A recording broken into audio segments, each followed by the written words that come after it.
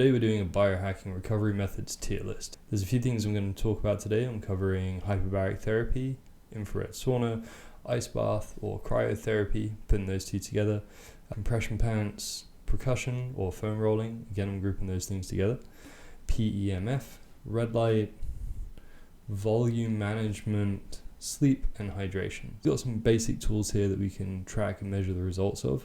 I've done some experiments with these over the years and some of them are pretty good, some of them not so good. Here's my thoughts on them.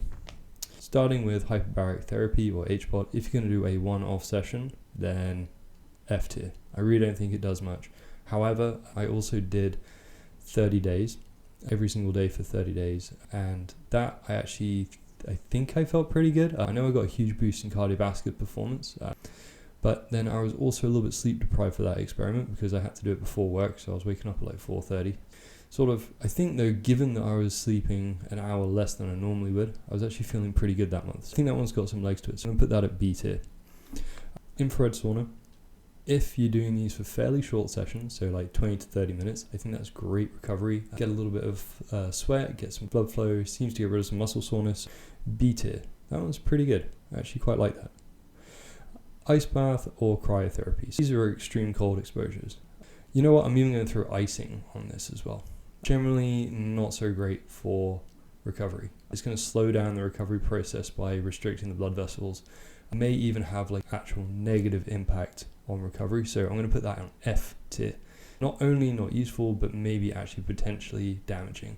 It's been shown to have an impact on muscle growth. That's not great if you're trying to grow muscle, which most of us are. Occasionally, I think that the use case for it would be like if you're an athlete and you have to compete on a certain day, but you still got to get your training in, maybe you could do that to reduce soreness for the event, just to guarantee that you're fresh and popping for that day. Otherwise, not a great recovery method. I think the increased adrenaline as well isn't really suitable for what most people are doing. We're all pretty stressed out, and sometimes I think this can be an extra stress. I'm not saying ice baths aren't awesome, but I see them more like a training exercise instead of recovery. Compression therapy, I'm going to put these at D tier, so it's be like Normatec Balancer Pro. Basically, they kind of squeeze you out like a tube of toothpaste. They feel pretty nice. It does seem to get rid of some swelling temporarily. It can get rid of some muscle soreness, but I don't think it's actually doing a whole lot.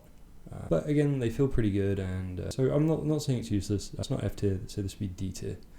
Percussion therapy or foam rolling. These ones I'm going to again put at D tier.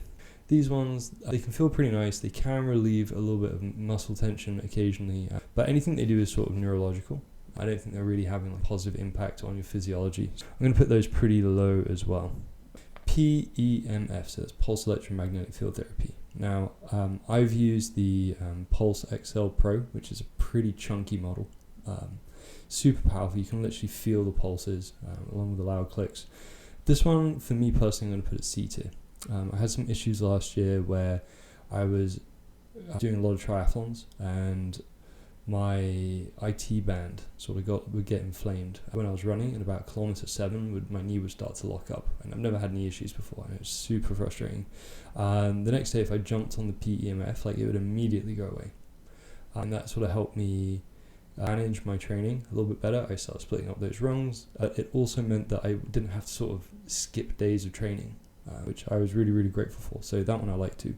Red light therapy, I'm going to put it C tier. So not quite as good as infrared sauna, because I don't think the heating effect is quite as much, but it does increase blood flow. It's actually very, very easy on the system. There's no stress. The sauna, that B tier sauna, if you were to extend that to 40 minutes, an hour, that could become F tier, because that just becomes an extra training session. So red light, very, very safe, very, very hard to overdo. Pretty good, C tier. Hydration. And so this isn't just drinking enough water, but that's a huge part of it, but also getting enough sodium, enough salt. I think that's the main one. You can get super into it with these different electrolyte packs like Humantra or LMNT. They're great. They taste delicious. So that definitely encourages me to drink more water. But just sodium will do it. A pinch of salt here and there to your drinks, along with a lot of water, can really, really help you recover. So I'm going to put that at A tier. Very, very simple, very, very cheap, easy to do, and very effective, actually. These two I'm putting on S tier. So the first one is volume management. So you should be tracking your workouts if you're a biohacker. Writing things down is sort of what we do. And What we want to do is we want to make sure that we're never doing more than 10% than we did last week. By managing that training volume and only ever slowly increasing what we're doing, we can very, very effectively prevent injury and improve recovery, because we're used to doing that thing, and then we can build up volume in that. So generally I've seen changing exercises every single workout, every single week, a la CrossFit or F45. I'd actually put that way down there. That would be like F tier. But no, volume management with a sensible training program, whether it's weights or cardio, 10% rule, S tier. Sleep, 7.5 hours or more.